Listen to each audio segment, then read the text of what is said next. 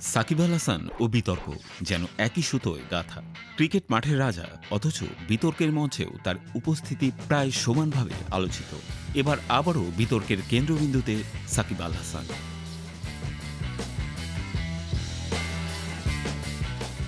পবিত্র রমজান মাসে যখন মুসলিমরা ইফতারের অপেক্ষায় থাকে, ঠিক সে সময় নিজের ফেসবুক পেজে একটি অনলাইন জুয়া প্রতিষ্ঠানের বিজ্ঞাপন শেয়ার করেন সাকিব।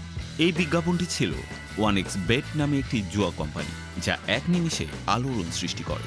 প্রশ্ন উঠতে থাকে, যেখানে বাংলাদেশে যে কোনো ধরনের জুয়া ও অনলাইন বেটিং নিষিদ্ধ, সেখানে একজন ক্রিকেট তারকা কিভাবে এমন একটি বিজ্ঞাপন প্রচার করতে পারেন। এটি অবশ্য প্রথমবার নয়। সাকিবকে জুয়া সংশ্লিষ্ট বিতর্কে আগেও জড়াতে দেখা গেছে। 2022 সালে তিনি বেট উইনার নিউজ নামক একটি বেটিং পোর্টালের শুভেচ্ছা দূত হন। ব্যাপক সমালোচনার পর ওই চুক্তি বাতিল করতে বাধ্য হন তিনি। আরও অবাক করার বিষয় হল, একই সময় আইসিসি থেকে সাকিব নিষিদ্ধ হন, কারণ তিনি জুয়ারিদের কাছ থেকে পাওয়া তথ্য গোপন করেছিলেন। সেই সময়কার বিতর্ক এখনও তার পিছু ছাড়েনি।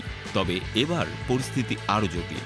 সাম্প্রতিক সময়ে সাকিবের বিরুদ্ধে একাধিক মামলা দায়ের করা হয়েছে, যার মধ্যে রয়েছে একটি হত্যা চেষ্টা মামলা এবং চেক প্রতারণার মামলা।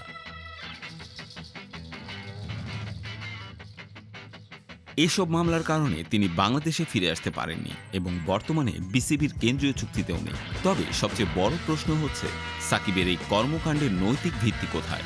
দেশের আইন যেখানে প্রকাশ্যে জুয়া সম্পর্কিত কার্যক্রম নিষিদ্ধ, সেখানে বিদেশে বসে এমন বিজ্ঞাপন প্রচার করা কতটা গ্রহণযোগ্য? এখন পর্যন্ত সাকিবের পক্ষ থেকে কোনো আনুষ্ঠানিক প্রতিক্রিয়া জানানো হয়নি। তবে এটা স্পষ্ট যে তার এই বিজ্ঞাপন প্রচার তার ক্যারিয়ারের আরেকটি বড় বিতর্কের জন্ম দিয়েছে, যা হয়তো তার ক্রিকেট জীবনকে আরও এক ধাপ পিছিয়ে নিয়ে যেতে পারে।